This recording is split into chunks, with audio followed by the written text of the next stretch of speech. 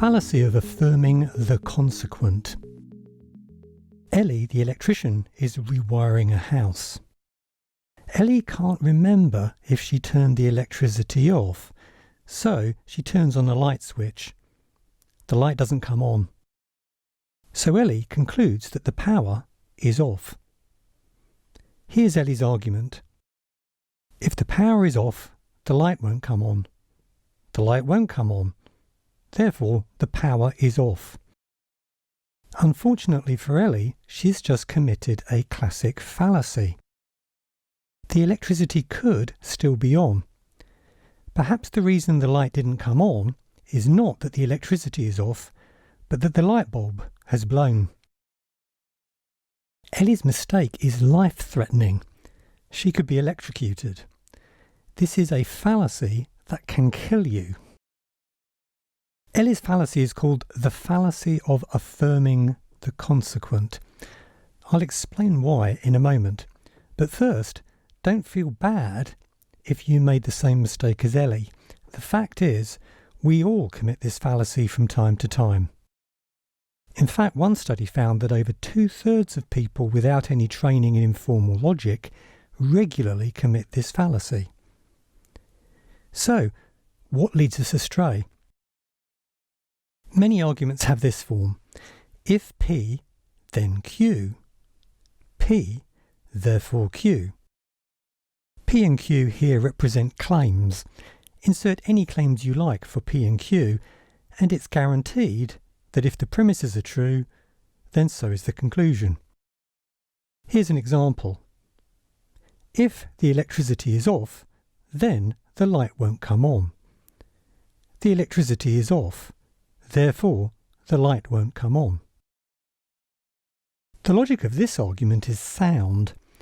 However, while the logic of this argument is sound, the logic of the following argument is not. If P, then Q, Q, therefore P. But that is the logic of Ellie's argument. She argued, if the electricity is off, then the light won't come on.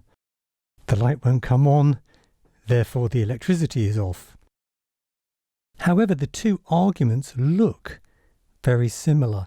They are easily confused. That's why we so easily slip into committing this fallacy. It's called the fallacy of affirming the consequent because in a conditional claim, that's a claim of the form if P then Q, P is called the antecedent and Q the consequent. In this fallacy, the other premise of the argument affirms Q, the consequent, and so we end up concluding that the antecedent, P, is true. Here's another example. If I am a cat, then I have 4 legs. I have 4 legs. Therefore, I am a cat. And finally, here's a business example. If our staff don't enjoy their work, then they'll move to competitor companies. Our staff are moving to competitor companies.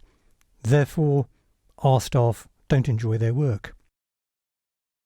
Again, the conclusion doesn't follow. It might be true, but it might be false. Perhaps the reason staff are moving is that they're being offered a lot more money elsewhere, not that they don't currently enjoy their work. The fallacy of affirming the consequent can lead us to make bad business decisions and even to make potentially lethal decisions when we're rewiring our house. That concludes this section on fallacies. Here's a reminder of the 7 fallacies that we've looked at. Hasty generalization, the slippery slope fallacy, the ad hominem fallacy, the false dilemma fallacy, the post hoc fallacy, the straw man fallacy, the fallacy of affirming the consequent.